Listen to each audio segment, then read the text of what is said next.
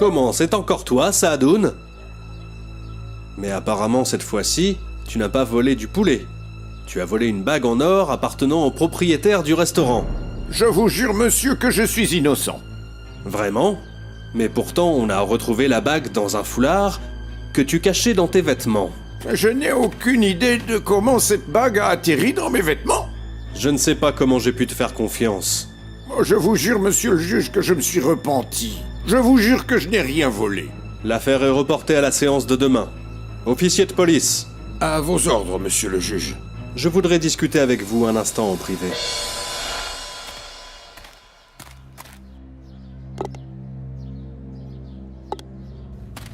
Je vous écoute, monsieur le juge. Est-ce que tu as fait une investigation sur les circonstances du crime? Bien sûr, monsieur le juge. Nous avons fouillé tous les gens et avons trouvé la bague dans la poche de ce voleur. Oui, mais se pourrait-il que la bague volée ait été mise dans sa poche sans qu'il ne s'en rende compte? Peut-être. Mais qui pourrait avoir un quelconque intérêt à faire ça? Je ne sais pas, et c'est pour ça que je voudrais que tu fasses une enquête. Si vous me permettez, monsieur le juge, cette hypothèse est loin d'être logique. La logique n'est pas toujours de mise. Comment ça? Lorsque notre prophète Noé, que la paix soit sur lui, a décidé de construire un bateau en plein milieu du désert, c'était une chose loin d'être logique. Vous avez raison, mais il était prophète et savait bien ce qu'il faisait. Très bien, monsieur l'officier. Eh bien, nous aussi, il faut que nous sachions ce que nous faisons et que nous étudions notre affaire avec exactitude et honnêteté. Je suis à vos ordres, monsieur le juge.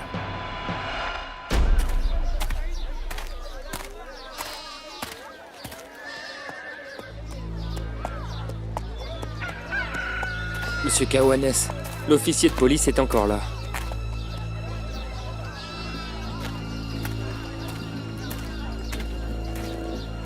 Bonjour à vous, messieurs. Bonjour, monsieur l'officier. Je vous écoute. Je suis venu te rendre ta bague. Cette bague n'est pas la mienne. Comment ça? Tu en es sûr? Regarde bien. Est-il possible que j'oublie la bague que j'ai portée à mon doigt pendant 30 ans? C'est celle qu'on a trouvée au doigt de l'accusé. La vraie bague est enroulée dans une serviette verte qu'il a dans ses vêtements. Et comment le sais-tu, toi? Hein? Il est clair qu'il a dû cacher ce qu'il a volé dans ses vêtements. Et tu sais avec précision qu'elle est enroulée dans une serviette verte? En fait, une fois, je l'ai aperçu en train de... Écoute, il vaudrait mieux pour toi que tu nous dises la vérité. Quelle vérité, monsieur l'officier? C'est toi qui as volé la bague et l'as cachée dans les vêtements de Saadoun pendant qu'il était en train de nettoyer le poulet dans son uniforme de restaurant. Oui, un instant, doucement, j'arrive. Un instant, j'ai dit. Monsieur l'officier de police, quoi de neuf? J'ai une grande surprise pour vous, monsieur le juge. Et ça ne pouvait pas attendre jusqu'à demain matin? Vous n'allez pas me croire, monsieur le juge. Vous aviez parfaitement raison, Saadoun n'a pas volé la bague. C'est son collègue qui l'a mis dans ses vêtements, car il craint qu'il ne prenne sa place. Il a fini par tout avouer. Excellent. Tiens, pour l'instant, bois ce jus d'orange et demain matin, tu m'informeras de tous les détails. Vas-y, bois. Ce jus est délicieux. Pourquoi veux-tu partir si vite? Mais enfin, je ne t'oblige pas à rester. Tu peux y aller, tu peux y aller. Au revoir, monsieur.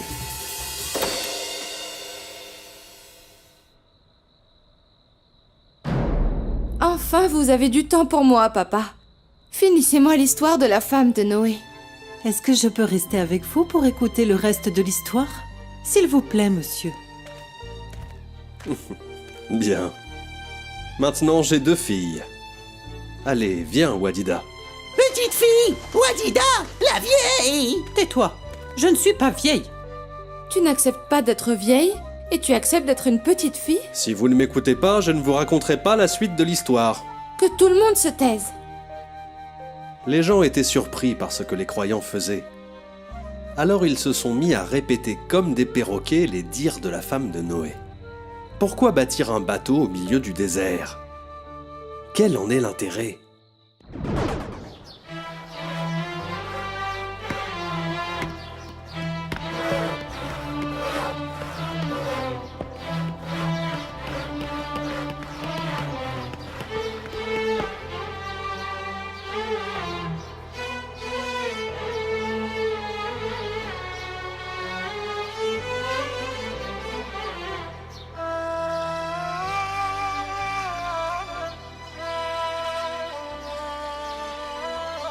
Nous avons fini tout le travail grâce à Dieu. Maintenant, nous devons rejoindre notre Père pour prier en remerciant Dieu. Ce que je suggère, c'est qu'un groupe s'en aille pour prier. Et que l'autre reste pour protéger le bateau. Je suis volontaire pour garder le bateau. Oh, quel gâchis! Toute cette quantité de bois, ce ne sont que des imbéciles. As-tu dit quelque chose, mon cher mari? Non, rien. Je remercie Dieu que nous ayons atteint l'objectif. Approchez, approchez. Nous proposons ici toutes sortes de statues. Je veux monter au bord du bateau, maman, et embarquer. Ne sois pas idiot. C'est impossible, nous sommes en plein désert. Nous exposons ici toutes sortes d'idoles. Celles qui donnent la prospérité, celles qui empêchent la maladie, et celles qui vous donnent des enfants. Expliquez-moi comment pouvez-vous vendre vos idoles autour du bateau d'un homme qui croit en l'unique Dieu? Ceci montre que nous sommes compréhensifs et que nous sommes pour la liberté d'expression. Il n'y a pas un dieu sous la forme de bateau? Pour le moment, non, mon garçon. On en fabriquera peut-être l'année prochaine. Est-ce que ce bateau restera ici dans les années qui viennent? Évidemment. Où t'attends-tu à ce qu'ils se mettent à voler dans les airs? Est-ce que tu as entendu? Allez, on va rentrer maintenant. Et quand tu te décideras à m'obéir, je t'amènerai ici de nouveau. Kaël avait parfaitement raison. Tous les gens sont en train d'attendre de voir ce miracle se produire. Je me demande comment Noé et ses adeptes se sentent en ce moment.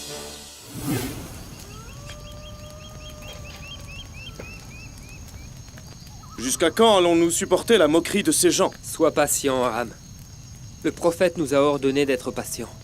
Laisse-les se moquer de nous, Ham. Plus tard, ils sauront qui avait raison. Et comment expliquer aux gens la raison de bâtir ce bateau dans cet endroit? Je suis comme toi, mon frère. Je ne sais pas. Mais c'est la révélation de Dieu à son prophète. Peut-être que le fleuve explosera, et l'eau arrivera jusqu'ici. Ou bien la mer nous atteindra, et le bateau pourra alors aller en mer. Est-ce que vous vous entendez parler? Depuis quand est-ce que la mer arrive jusqu'au désert? Et quel est ce fleuve dont tu es en train de parler? Fais attention, sois poli en parlant avec tes frères. Écoutez, je ne vois pas la mer. Je ne sens pas non plus son odeur. Mais ce qui est sûr, c'est que je crois en la prophétie de Noé. C'est un homme honnête qui a eu une révélation de Dieu. Et pour nous, c'est suffisant. Oui, c'est suffisant pour nous. Moi, je m'en vais quelque part où je peux trouver des gens raisonnables.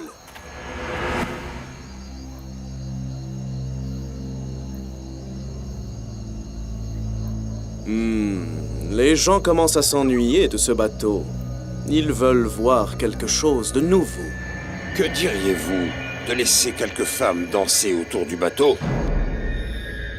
Les femmes dansent déjà partout.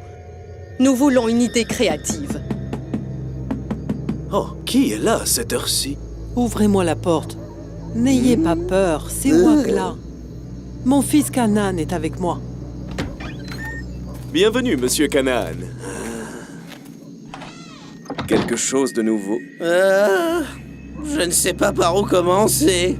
Figurez-vous que Noé nous a demandé de construire des cages dans le bateau pour les animaux et les oiseaux, en préparation pour le départ. Quel départ? Je ne comprends rien. Oh, quelle idée merveilleuse!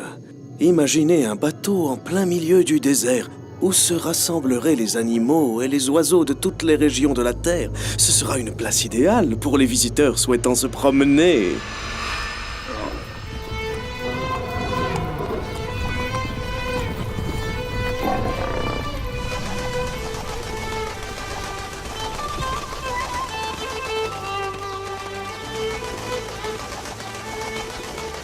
Regarde, mon frère. Les oiseaux se dirigent vers leur cage, sans notre intervention. Le Créateur leur a ordonné de le faire. Leur instinct leur a montré le chemin. Béni soit le grand créateur. Comment ces reptiles peuvent-ils être si proches de nous sans nous faire du mal? Regarde par là-bas, Sabra. Ces animaux sauvages, ils marchent avec les animaux domestiques. Ils sont côte à côte. Et ils ne les attaquent pas. Ce qui arrive est un miracle. Dieu soit béni. Il fait vraiment horriblement chaud. J'espère qu'il pleuvra afin que cette torture cesse. Ne souhaite pas ce qui peut causer ta mort. De quoi est-ce que tu parles? Je ne te comprends pas. Dis-moi, ton mari ne t'a-t-il pas parlé du signe du déluge? Hein? Tu veux dire l'explosion de la mer? Exactement. Je pensais que ce n'était qu'un bavardage. Ce n'est rien d'autre qu'une coïncidence. Crois-tu vraiment qu'il est possible qu'un déluge ait lieu en plein désert? Peut-être. Qui sait? Pourquoi parles-tu comme si tu n'étais pas concerné? Si nous mourrons, tu mourras toi aussi. N'es-tu pas notre allié? Je ne suis l'allié de personne dorénavant. À vous d'assumer les conséquences de vos actes.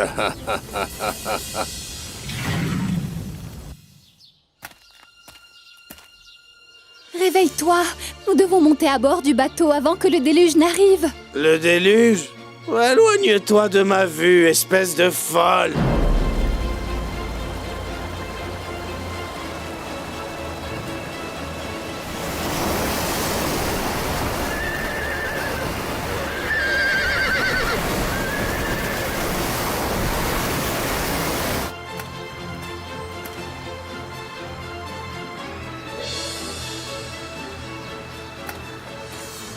Canaan!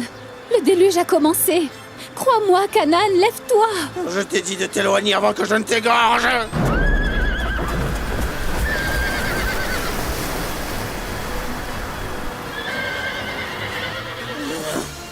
Mais de quel déluge cette folle est-elle en train de parler? Ah, qu'est-ce que c'est? Mais d'où peut bien venir toute cette eau? Que dois-je faire? La montagne!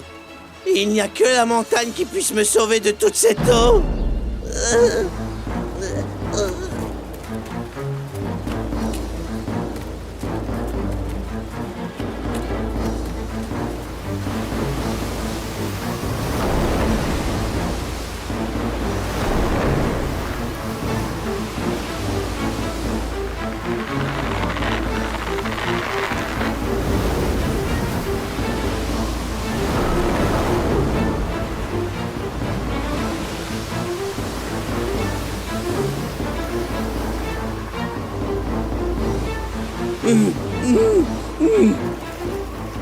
Maman!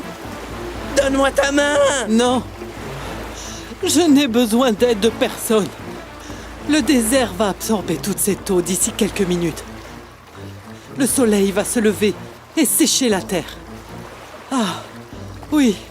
Et Noé reconnaîtra enfin qu'il avait tort. Viens avec moi sur la montagne! Pour que Noé et ses adeptes me voient et qu'ils se mettent à se moquer. Non. Ça, crois-moi, ça n'arrivera jamais. Oh, maman! N'aie pas peur. N'aie pas peur. On va être sauvés. Oui. Et nous regagnerons notre fortune et notre pouvoir. Oh.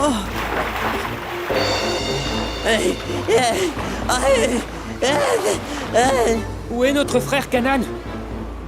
Il est là-bas, sur la montagne. Canaan! Qu'est-ce que vous voulez? Notre père te demande de venir avec nous.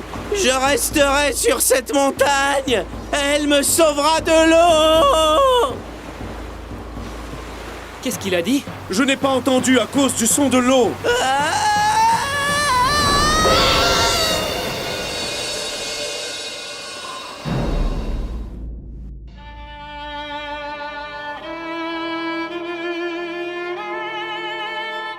Au nom d'Allah, le tout miséricordieux, le très miséricordieux. Je vais me retirer, dit-il, sur une montagne qui me mettra à l'abri des eaux.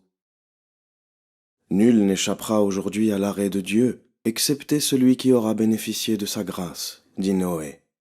Puis les flots s'interposèrent entre eux, et le fils de Noé fut submergé. Allah le majestueux a dit vrai. Alors c'est ainsi qu'ont péri tous les infidèles, et avec eux la femme de Noé, et également un de ses fils. Tu n'as pas aimé cette histoire, Salma? Oui, mais j'ai honte d'être une femme comme elle. Elle était tellement méchante et mauvaise.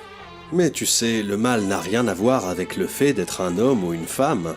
N'essayez pas de me convaincre parce qu'il n'est pas vrai, mon père. Mais ce que je te dis, c'est la pure vérité, ma chérie. Et dans le livre d'Allah, il y a beaucoup d'histoires à propos de nobles femmes qui ont obéi à Dieu et qui ont été un idéal pour leur peuple. Comme qui? Comme Madame Sarah et Madame Hajar, les épouses du prophète de Dieu, Abraham, ou comme la mère de Moïse et sa sœur, les filles de Shoaïb, et la Sainte Vierge Marie, qui a souffert du désaccord de son peuple et qui a été un exemple de patience, et Balkis, la reine de Saba, et d'autres femmes qui ont écrit l'histoire de l'humanité en lettres de lumière. Je te raconterai leur histoire, si Dieu le veut.